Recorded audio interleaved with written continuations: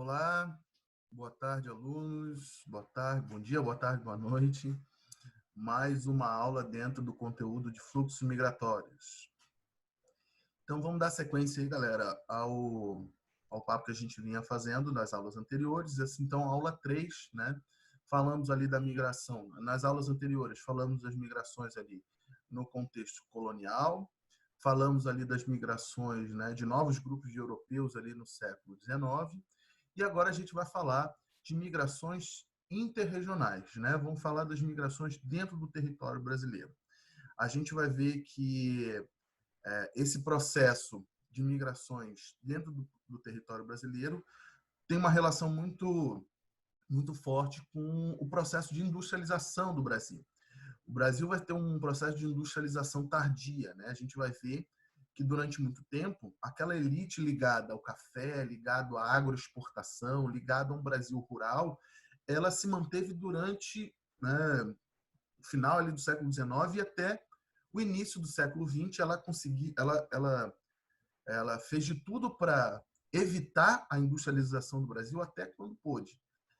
A gente vai ver que isso tem a ver com aquela ideia de que manter o trabalhador no espaço do campo era ter um controle, um poder econômico sobre esse sujeito e também toda uma questão de poder político, né? A gente vai ver que o início da República, né, que a gente chama até de República Velha, né, dentro da história, era um período onde a gente tinha aquela ideia dos coronéis, aquela ideia, né, do cara que era um dono de terras, né, no contexto rural, e aquelas pessoas que trabalhavam nesse Brasil rural, os camponeses desse dono de terras ali, eles estavam, eles viviam uma situação de domínio, né? Então, embora a gente tivesse acabado com a escravidão, a gente tivesse acabado com aquela ideia de uma elite aristocrática, não vai mudar muita coisa quando o Brasil se torna, né, uma república, porque durante um bom tempo, algumas décadas ainda, a gente vai ter essa elite que mantinha a população no campo para ter o controle da população. Isso só vai mudar quando o Brasil se industrializa, né? Então, o processo de industrialização do Brasil é o resultado já de uma nova elite, uma elite ligada à ideia do espaço da cidade, uma elite urbana industrial. E aí a gente vai ver que essa industrialização ela vai ser um pouco complicada também, bastante complicada. A gente, numa próxima aula, a gente vai falar como é que foi esse processo. Mas, para a gente iniciar esses estudos, eu trouxe aqui um quadro que ele tem um simbolismo muito grande. É um quadro chamado Os Operários. Ele foi pintado em 1933, então bem no início da industrialização do Brasil, né? Era o período ali do fim ou a crise do ciclo do café. Então já essa artista aqui, a Tarsila do Amaral, ela vai fazer essa pintura onde ela já vai destacar, ao fundo a gente já pode observar que é o cenário urbano, o cenário, né, da cidade. Então ela está já nos anos 30 fazendo uma leitura do que é essa industrialização brasileira. E um outro elemento que eu acho que é marcante nesse quadro é que aqui ela ainda aponta essa questão, né, das várias etnias e dos vários grupos, né, de pessoas que vinham para o Brasil. O Brasil, até o início ali até os anos 30, vamos dizer assim, ainda recebia muito imigrante, né? Imigrante europeu, imigrante estrangeiro, enfim. E aqui ela está tentando representar essa questão dos diferentes, né? Existiam vários, né, tipos físicos, várias etnias, vários grupos que compunham o que era o Brasil. E todos eles agora num novo projeto, né? Comprando a ideia de um novo projeto de que a cidade é o local que vai tornar o Brasil um lugar, né, prometido de emprego, de melhores condições de vida para todo mundo. Era essa propaganda que se fazia da cidade, né? Então a gente vai ver que quando o Brasil começa a se industrializar, essa nova elite urbana industrial faz uma propaganda muito grande, né? No rádio, né? Enfim, no que era os meios de comunicação na época, dizendo algo do tipo: venha para a cidade, venha fazer parte desse novo Brasil, né? Venha construir o Brasil novo e tal. Então essas pessoas, todos esses, os diferentes, estão nesse espaço novo, Só que eu acho que uma coisa que também chama muito atenção nesse quadro, pelo menos essa é a leitura que eu faço, de que todos eles estão com uma aparência, né, uma fisionomia de apatia, de frustração, meio que com a cara de, né, decepcionados e tal. Então, uma leitura que eu faço desse quadro é de que todos eles, embora diferentes, foram todos eles igualados no mesmo sentimento de decepção em relação a esse Brasil que se prometia. Essas pessoas, quando chegaram no espaço da cidade, perceberam que aquela promessa de um Brasil, essa cidade que vai ter a redenção do Brasil, vai passar pela cidade, né? O Brasil vai agora sim proporcionar melhores condições de vida para os brasileiros, e isso na cidade vai acontecer. Isso não aconteceu. Então a gente vai ver que essas pessoas, todas elas, embora diferentes, foram igualadas no mesmo sentimento de decepção, né? Então já é uma leitura que já lá nos anos 30, bem, né, no início ainda desse processo, a gente já vai observar. E de fato a gente vai ver que isso vai acontecer, né? A ideia de uma industrialização, da primeira industrialização no Brasil, era uma industrialização que queria fazer com que houvesse uma concentração muito grande de trabalhadores vindos do espaço do campo e que esses trabalhadores chegassem no espaço da cidade e que houvesse um contingente de pessoas, um volume de pessoas muito grande, para que essas pessoas pudessem ser reserva de mão de obra. O que é isso que a gente chama de reserva de mão de obra? É aquela situação que eu tenho uma quantidade tão grande de trabalhadores precisando de emprego que o dono da fábrica, o dono da indústria, o dono desse novo projeto de industrialização que está começando, ele pode pagar um salário muito baixo. Se eu tenho numa fila de emprego 5, 10, 15, 20 mil pessoas procurando emprego, eu posso oferecer um salário bem baixo, porque as pessoas vão olhar, né, se ela perceber que todo lugar tem fila para ter emprego, eu vou garantir esse emprego, mesmo que ele me pague um salário mais baixo, é melhor do que não ter salário nenhum. Então, essa foi um pouco a estratégia para que a gente pudesse ter uma mão de obra pouco valorizada. A gente vai ver que o processo de industrialização no Brasil vai gerar riqueza, vai gerar desenvolvimento, mas o fruto desse desenvolvimento não vai ser reconhecido. O trabalho desse novo trabalhador urbano, ele vai ser também um trabalho mal remunerado, né, sem as condições e as promessas que foram feitas, né? E aí, nesse contexto, a gente vai ter, né, os principais fluxos migratórios, os movimentos migratórios vão ser, sobretudo, agora da região que vai ser um grande bolsão de exclusão, né, enfim, de falência de uma economia, né, rural, sobretudo do interior do Nordeste. Essas regiões, então, vão ser as regiões que vão ser as regiões de saída de imigrantes, ou seja, uma região de emigração, em direção, sobretudo, a esse Sudeste que se industrializava. A gente vai ver que a industrialização do Brasil ela vai ser muito concentrada no Sudeste, justamente para ter aquele efeito de reserva de mão de obra. Então, a gente vai ver que ela se inicia, sobretudo, em São Paulo e Rio de Janeiro, e depois vai também ganhar outras capitais, mas muito forte ali no Sudeste, sobretudo São Paulo e Rio de Janeiro são as duas principais capitais que vão ser escolhidas para inaugurar a industrialização no Brasil. Então, não é à toa que nos anos, né, aqui ele coloca a partir dos anos 50, mas a gente já poderia destacar a partir final dos anos 30, anos 40, já uma imigração interna muito grande, de trabalhadores vindos do interior, sobretudo do interior do Nordeste, mas também interior, né? Interior de Minas, interior de outros estados, indo buscando, né, situações ali de emprego nessa indústria concentrada. A gente pode destacar também, nos anos 60, um fluxo migratório relevante para, no caso aqui, né, a construção de Brasília, né? Então, nos anos 60, a gente tem a capital do Brasil, que era no Rio de Janeiro, vai ser deslocada para Brasília. Então, para a construção dessa nova cidade, uma região que até então era de meio que de vazio demográfico, a gente vai ter essa construção aqui demandando um grande volume de imigrantes, sobretudo imigrantes nordestinos. Então, essa imagem do imigrante nordestino é uma imagem que é construída a partir desse processo real, né, de imigração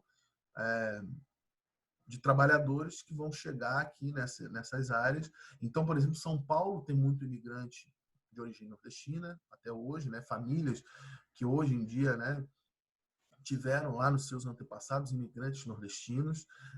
Eu posso dar o depoimento que na minha família também houve esse processo. A minha avó, por parte de pai, ela era pernambucana e teve esse processo de sair, né, do interior do Pernambuco, buscando melhores condições de vida e sobrevivência dela e para a família dela, né?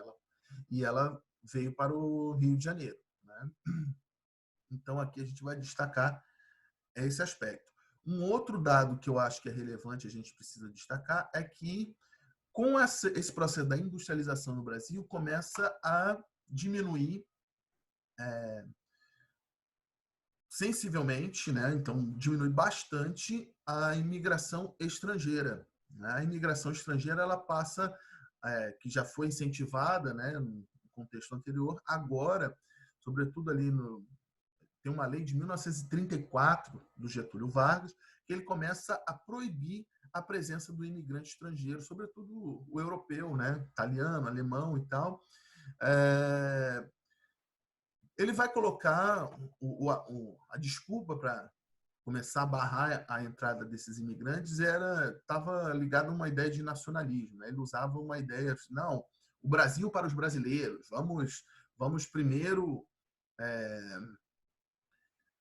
dar chance para o trabalhador brasileiro e tal, mas não era esse a real preocupação, né, dessa elite industrial representada pelo Getúlio Vargas, né? O Getúlio Vargas foi o presidente que representou esse Brasil que se industrializava. Na realidade, ele vai proibir a imigração de estrangeiros, porque esses estrangeiros eles traziam algo que era visto como perigoso para essa elite industrial. Era justamente a ideia de que esses imigrantes estrangeiros, muito embora boa parte deles fossem camponeses ou, enfim, de origem bastante humilde, né? A maior parte não vinha com dinheiro para investir na indústria aqui no Brasil, não, seriam operários, no caso, né?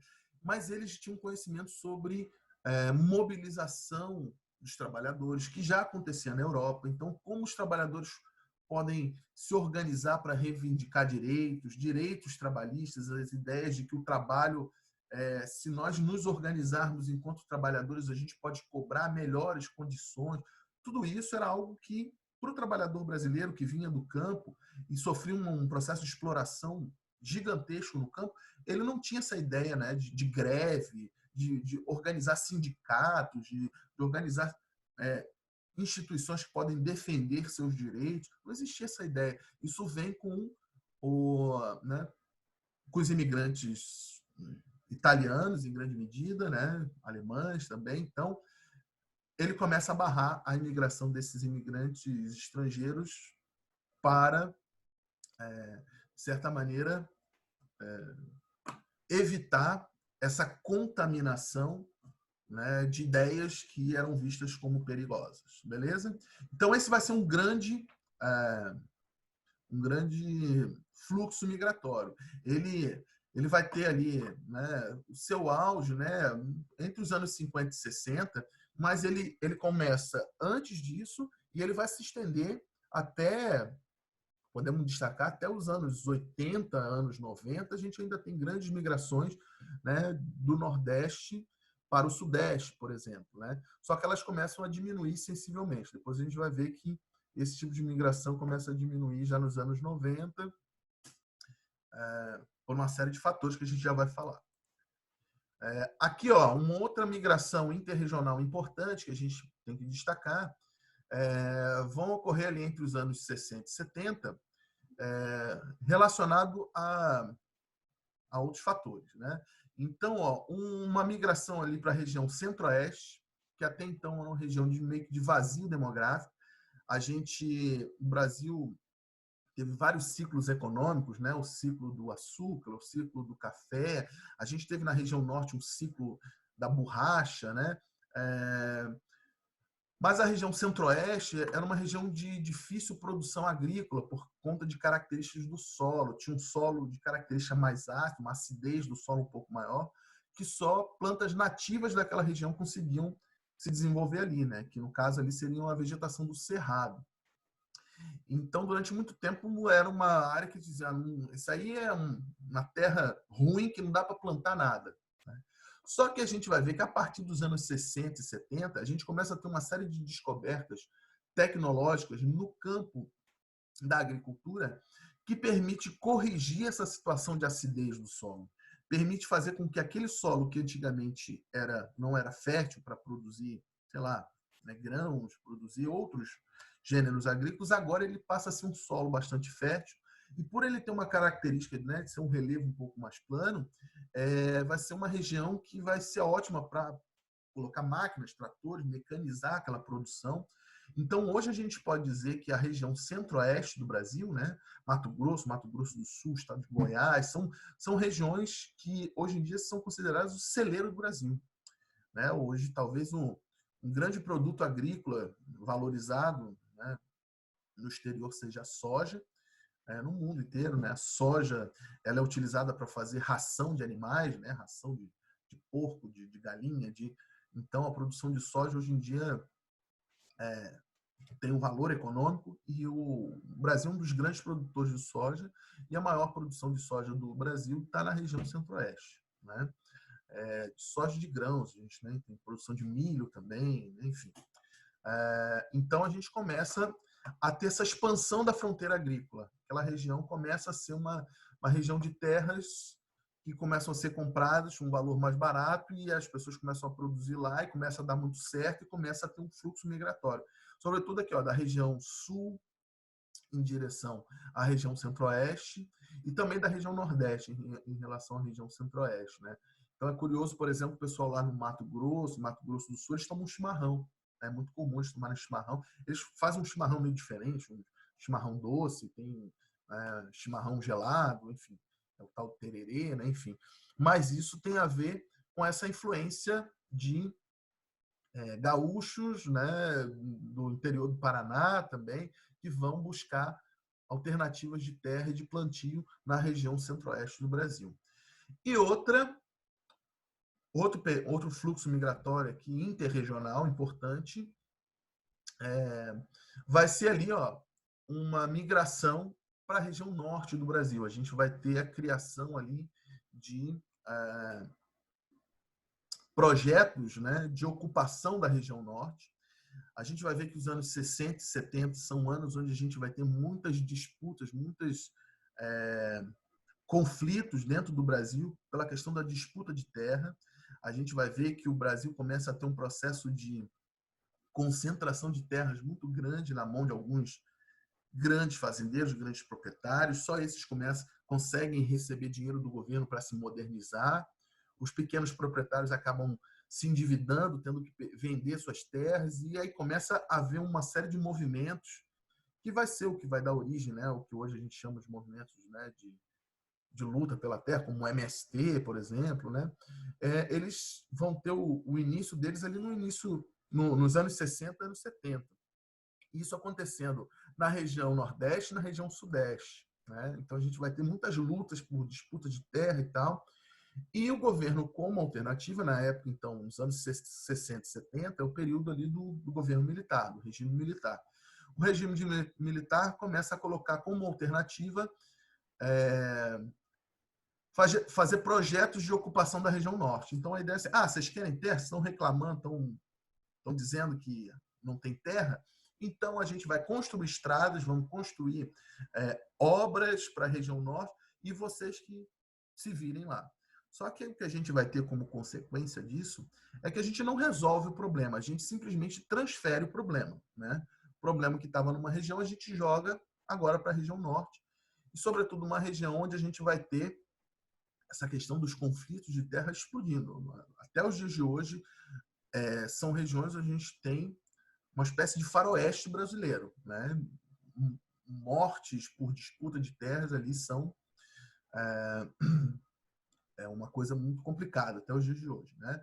Então a gente começa a ter projetos, por exemplo, de construção de estradas, a gente começa a ter projetos de mineração para aquela região, e a gente começa a ter uma série de iniciativas para incentivar a migração para aquela área.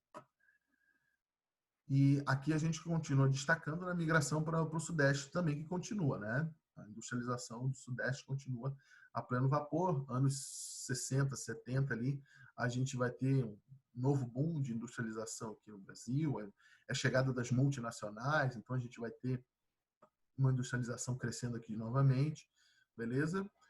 E aqui, para a gente fechar essa parte de migrações interregionais, vamos destacar já ali, mais para o final do século XX, anos 70, anos 80, a gente vai ter um aumento significativo da imigração para a região norte, né? Então, a gente vai ver que a região norte, a gente começa a ter a expansão da fronteira agrícola.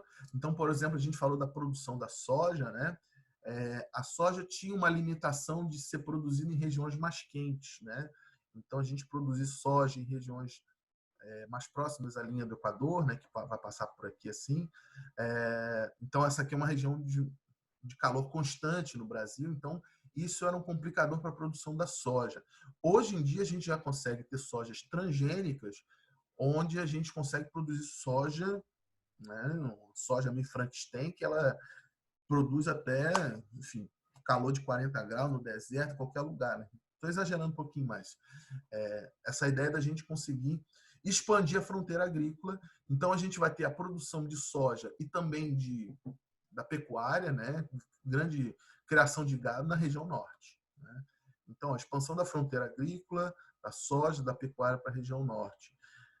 Novamente, projetos de mineração, né? Ampliação ali de projetos de mineração. A gente vai ter, inclusive, junto com a mineração regulamentada, toda a coisa do garimpo ilegal também, né? Então, pessoas que vão tentar escavar, fazer escavações para extrair metais preciosos, minerais preciosos, de maneira irregular, né? Porque tudo isso precisa de concessão do governo, o governo precisa dar autorização para que isso seja feito, e a gente vai ver que vão levas de pessoas buscar enriquecer. A região norte é uma região de grande concentração de minerais preciosos. A gente tem algumas áreas, né, de extração de ouro, de diamante, enfim, de metais preciosos. O Brasil é muito rico do ponto de vista mineralógico, sobretudo na região norte, né? Então a gente vai ter o garimpo ilegal. Então é nesse período aqui, os anos 80, que a gente vai ter um maior garimpo a céu aberto, um garimpo irregular a céu aberto. Os caras foram cavando um túnel que era uma cratera do tamanho, sei lá, do Maracanã, que em Serra Pelada, né? Região norte do Brasil, no estado do Pará, a gente vai ter um garimpo que funcionou durante, né, vários anos lá, e foi uma loucura e gerou uma corrida por essa busca do ouro lá, né? Certo? A gente pode destacar aqui, no nosso mapa não tem uma seta mais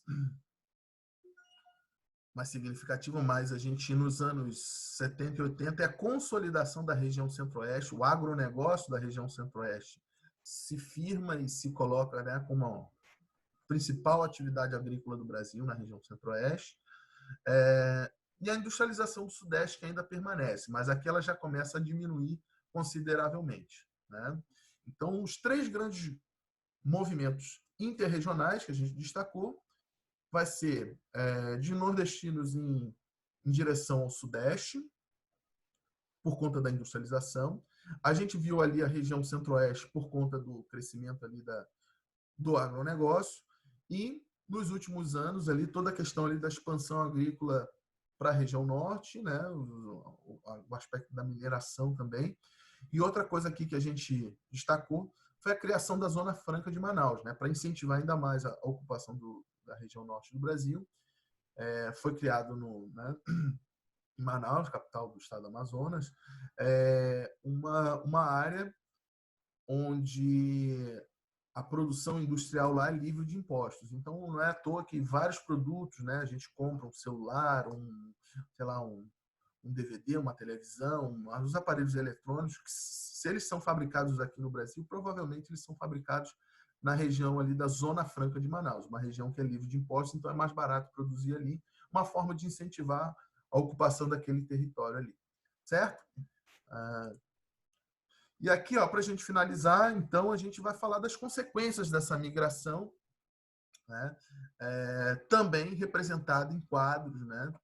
Que colocam esse aspecto doloroso, esse aspecto, né, de sofrimento das pessoas que têm que deixar o seu lugar de origem, deixar a sua casa, não por uma escolha voluntária, quase como que uma estratégia de sobrevivência, né? Então, a gente concentrar toda a nossa economia, ou boa parte da nossa economia, a riqueza está concentrada na região sudeste, faz com que a gente tenha um empobrecimento de outras regiões e essa necessidade da figura do retirante, né? Da figura do cara que é o imigrante nordestino que vai tentar a vida, vai tentar buscar, né, condições de vida mais dignas na região sudeste, que vai sofrer, né, por ter que abandonar a sua história, abandonar a sua terra natal,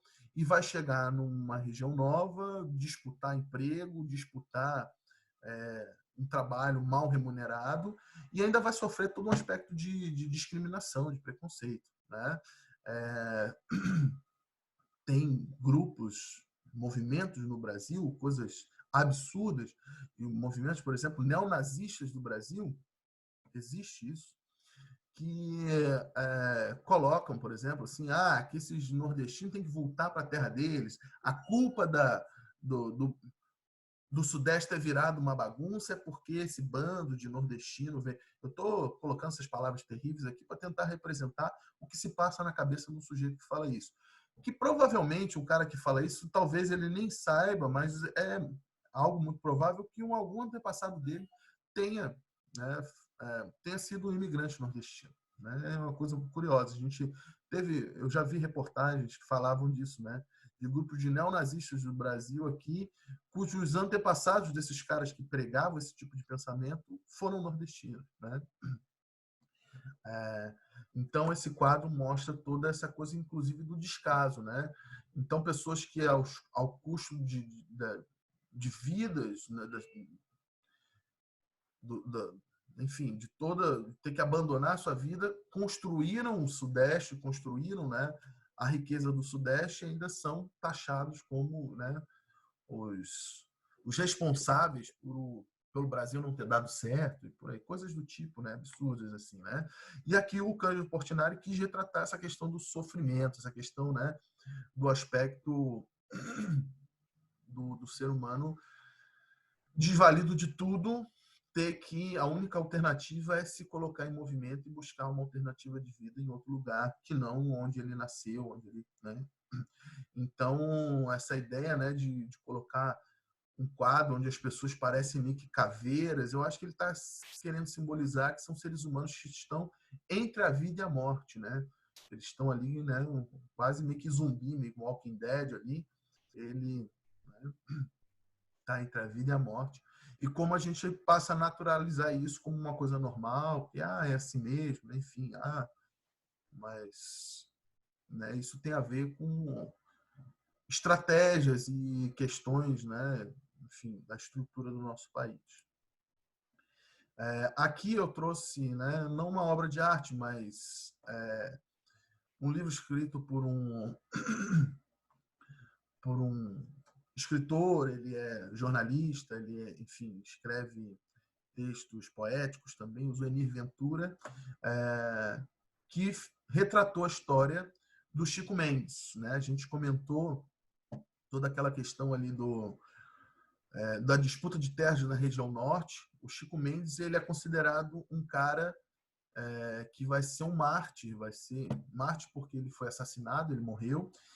lutando pela causa dos trabalhadores, né, que eram explorados, né, trabalhadores que perdiam as terras para grandes proprietários, né, que mandavam matar para roubar a terra do pequeno proprietário.